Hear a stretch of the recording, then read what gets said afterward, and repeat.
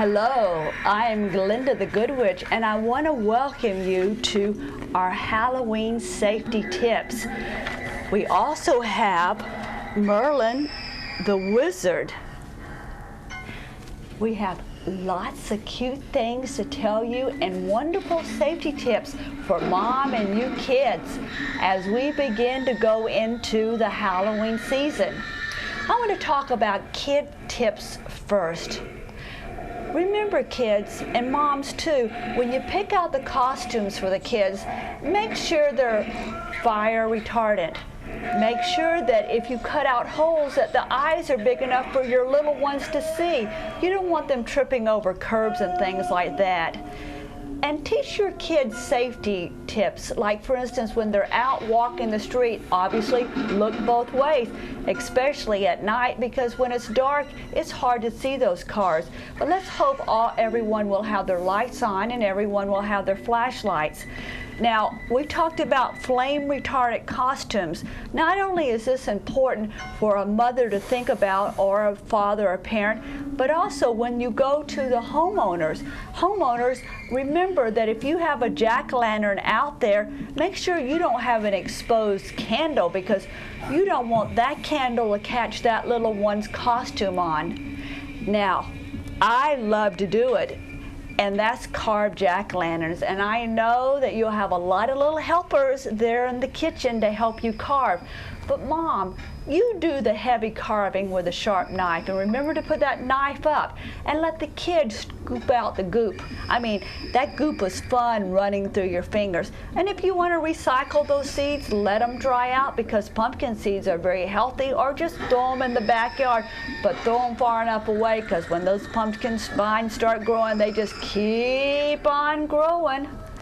Now, I have my wand here that's going to keep you all safe and protected, and we're going to talk to Merlin, and he's going to tell you adults about Halloween safety tips. Who did I say was? Who did you say was? Merlin Potter. Oh yes, Merlin Potter. It's hard to tell from one day to the other sometimes. Okay, yes, I want to give you adults some very important tips and hints on making Halloween a safe and enjoyable holiday for everybody. The most important thing that you have to remember is that children are just that. They're children. They're not adults. Children need everything explained to them in detail. So you need to sit down with your children and take your time with them and explain to them the yeses and the nos and the good things and the bad things, and teach them all about safety. The most important thing that you need to know is the route that they're going to be taking, and just in case of an emergency, you'll be able to follow through and follow up. So the route is very important for you to know. You also need to try to make sure that there is an adult accompanying them. If you can't go with them, try to find another adult who will go with them, because adult supervision is very important for children. A lot of adults tend to think of their little children as adults, and they're really not. They really need supervision. They need everything explained to them. So then also you need to know what other activities that your children may be going through afterwards or before or whatnot. So you need to keep track. You need to kind of like have a piece of paper where the route is. You need to have everything down pat, because it's safety is very important, and having a good time is very important. You need to mix the two together. You also need to make sure that they understand that they have to be home on time. Set the time that they're supposed to be home, and then make sure they understand how important that is. Vandalism and tricks are two different things, and you need to explain to the children about not carrying tricks too far, because then it spoils the holiday for the people that they're tricking and treating, you know. So the tricker, I don't know how to put that, but that's okay, that'll work.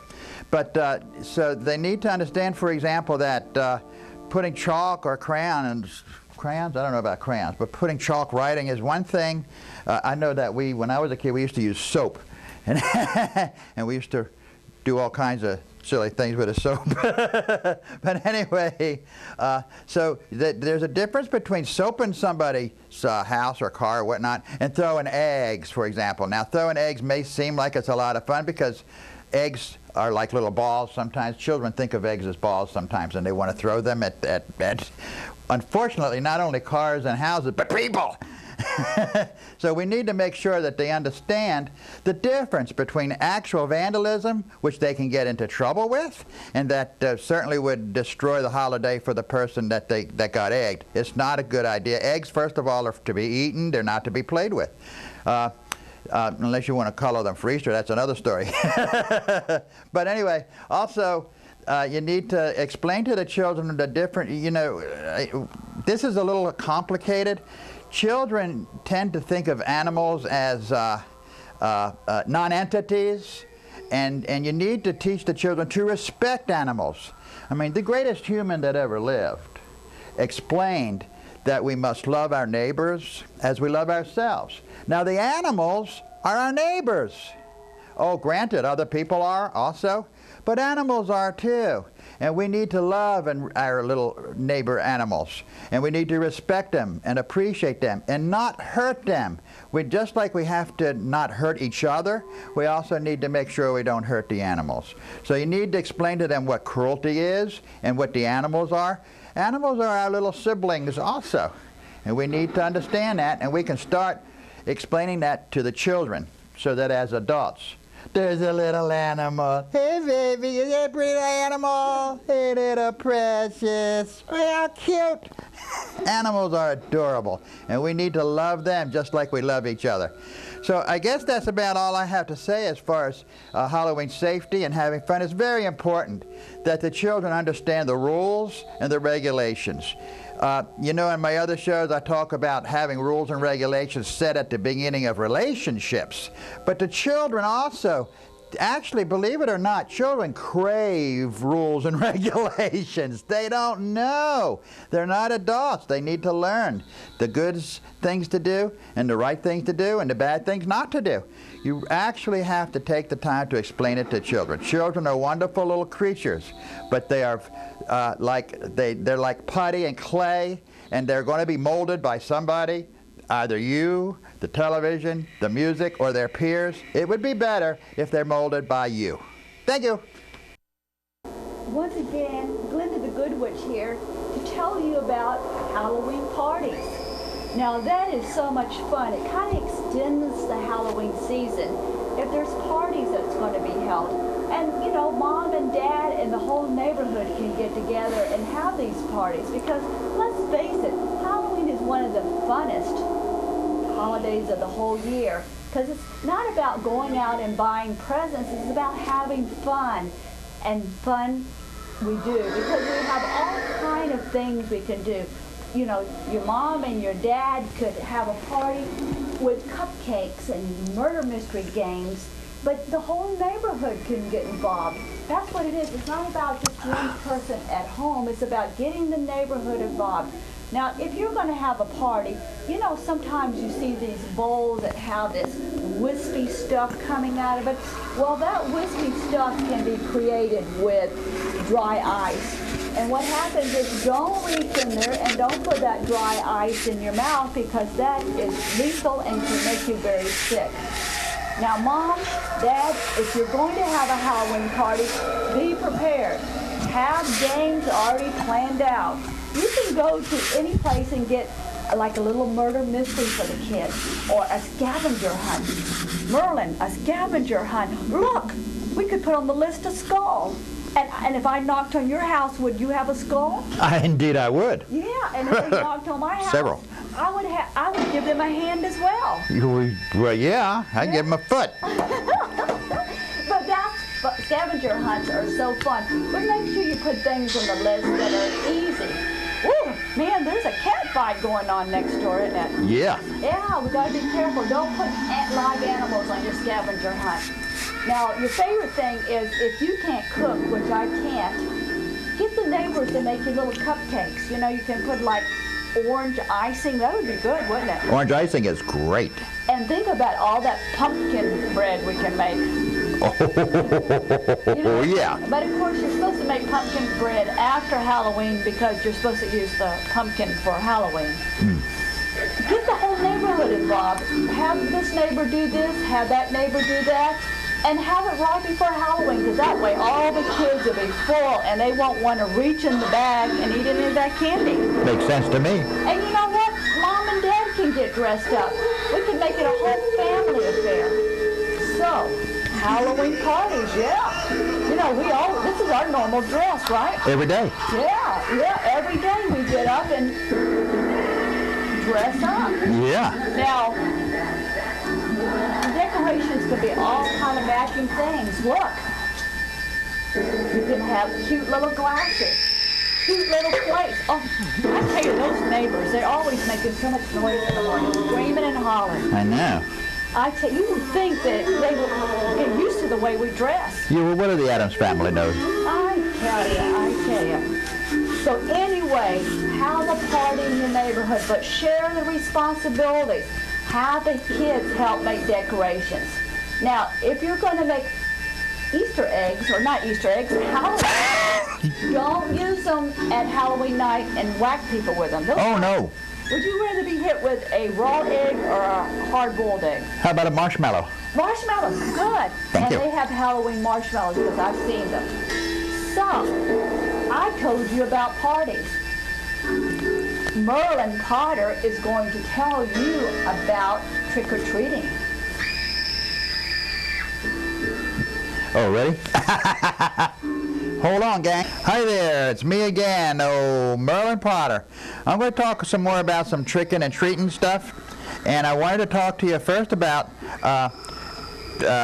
some more safety as well.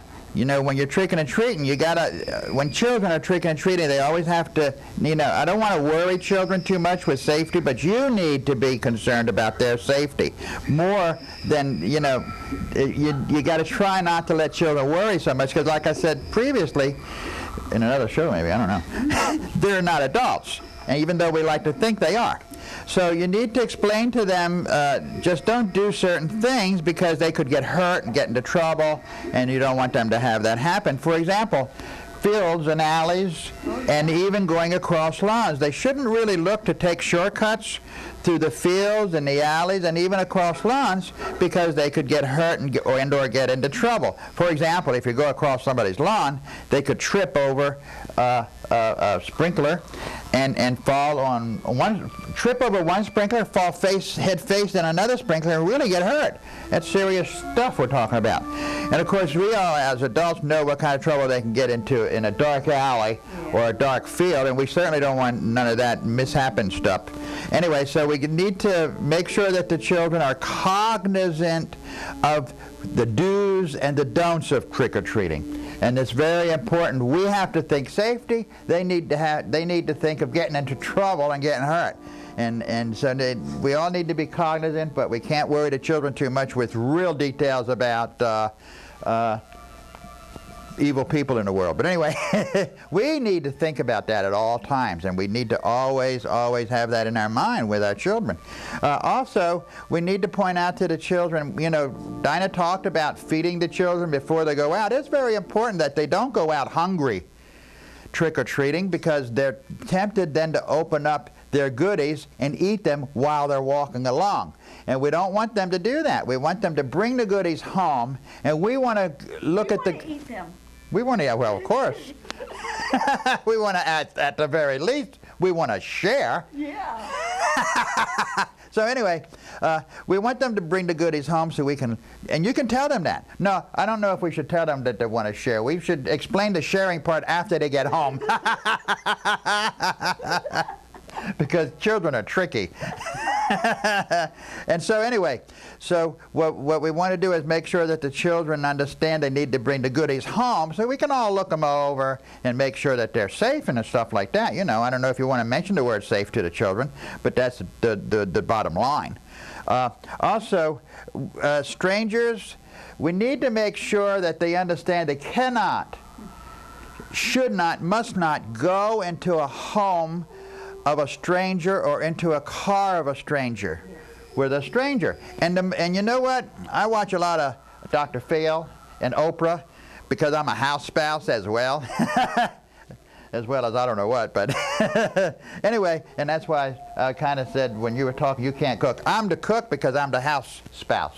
so I can cook. But anyway, that's another story. Another show maybe. Yeah. But during this show, what we want to talk about is what I learned from Oprah and Dr. Phil is children.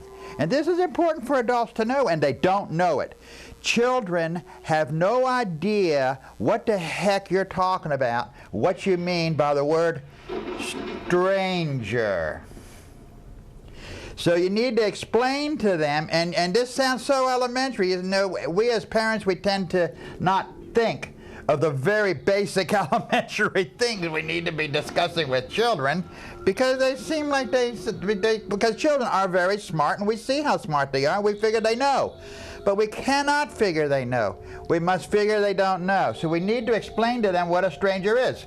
In case you're wondering, I'll tell you now. We're not strangers, are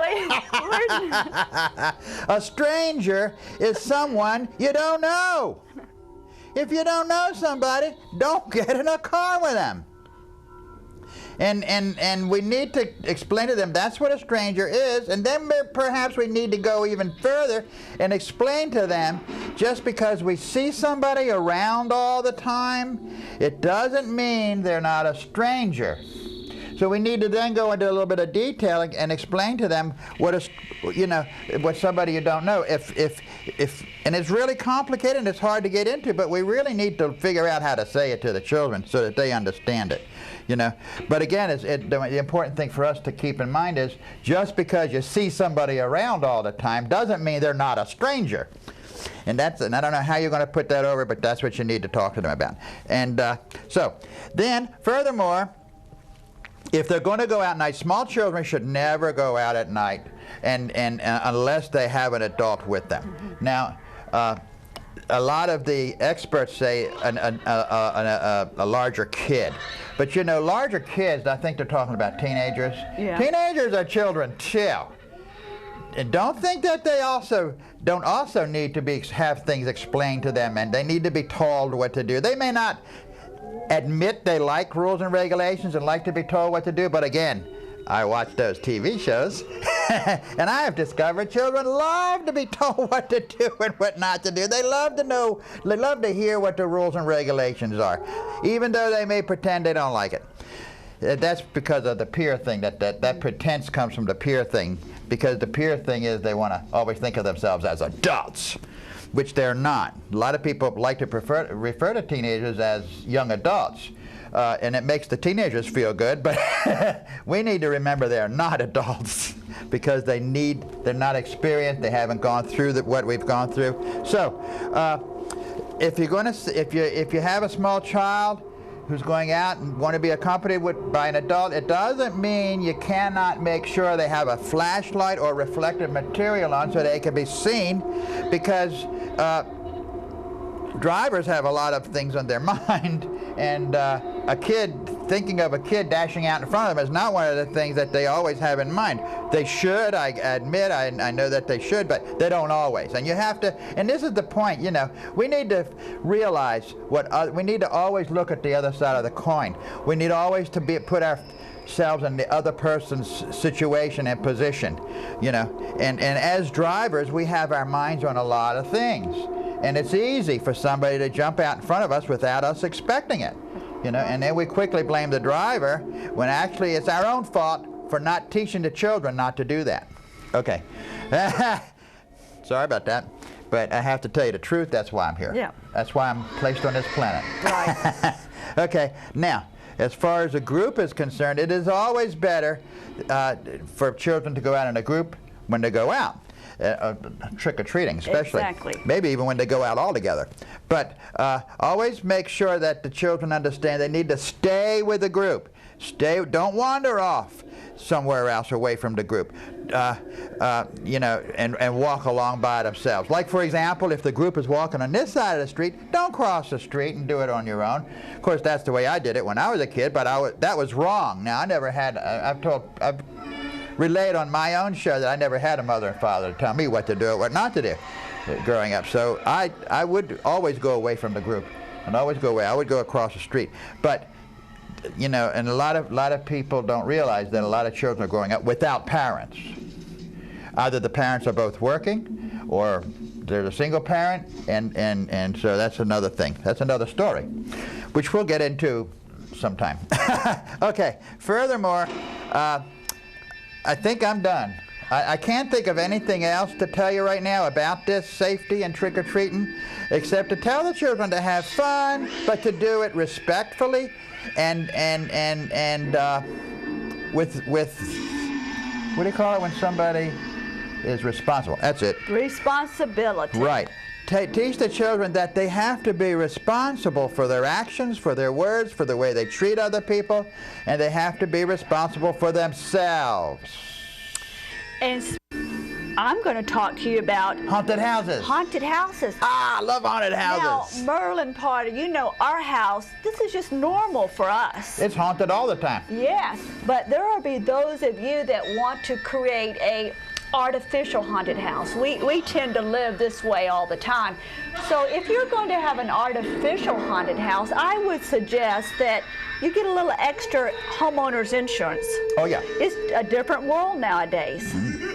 And if it's going to be really scary, you know, not calm like our house, really scary, warn people, because you don't know who might have a pacemaker, who might have anxiety attacks, and a little bit of blood and a little bit of gore, you know, it might bother them. To us, it's just normal every day. Oh, the neighbors, they scream so much every day. Now, we like our fake blood, right? Oh, we love our blood. But our blood is vegetable coloring, so it comes out of clothes.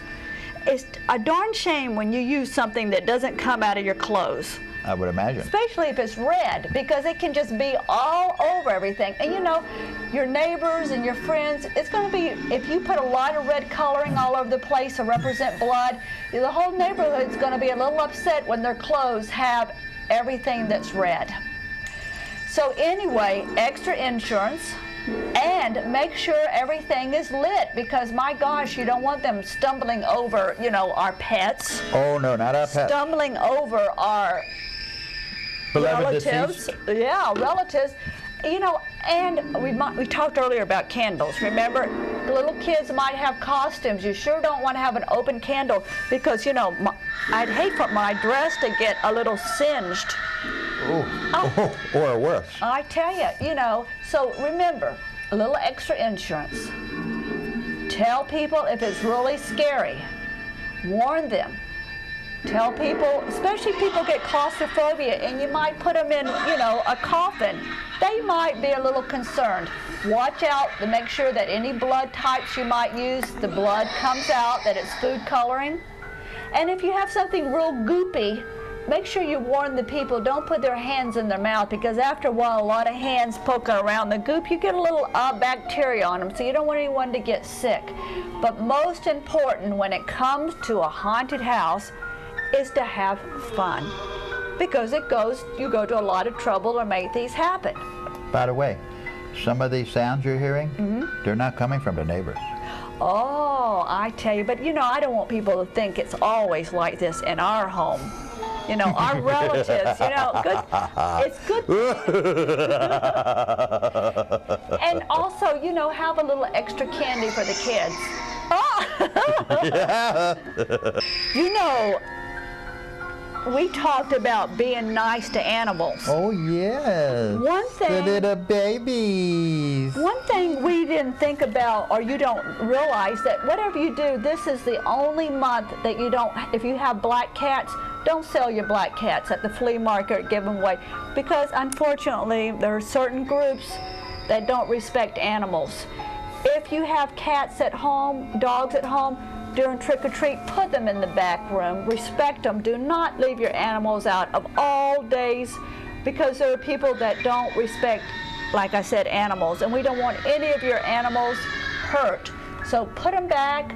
They're antsy. Don't put them in costumes. Don't make them come to the door. They get stressful. Put them in the back room. If they're outside, bring them in. Whatever you do, don't leave animals in the front yard when we have all these little kids running around. Now, you wanted to say something about pumpkin carving. Yes. Okay. As far as pumpkin carving, if you have children helping you carve the pumpkin, please don't let them handle knives, especially the little children. Right. I wouldn't even let the teenagers do it. But certainly if they're younger than teens, I wouldn't. Don't let a kid hold a knife. But there are pumpkin carving kits that have safety type saws that they can use to saw the pumpkin carvings, and that's really the safest way to go, and that's the way I recommend that you do it. And just wanted to point that out to you because, again, we tend to overestimate our children. We truly do. We overestimate their intellect. They are little geniuses, but they're not experienced little geniuses. It's the lack of experience, that makes them children. And that's why we have to make sure that they are safe. And that's why you and I'm Glenda the Good Witch, and you're Merlin Potter, we brought in these things and these tips. Whoa, listen to that music. It is getting there. It is pushing things along. But I'm getting excited. Yeah, and if you ever have any questions about anything that we talked about, you can simply call the station and we will elaborate more about these tips.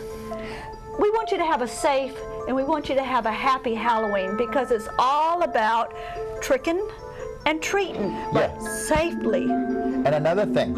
What? If you see us knocking on your door, don't be afraid. We're just there for treats. We don't want a trick. But I want the good candy. You like candy, right? You know what I like? I like Hershey's. Chocolate. You like chocolate, right? Oh, yeah. Chocolate, yeah. And you know what I have learned to do is put my candy in little bags and roll it up. It's easier that way. Then I don't have to put my hand in there because sometimes my hand gets more than the other. That way I'm fair to everyone.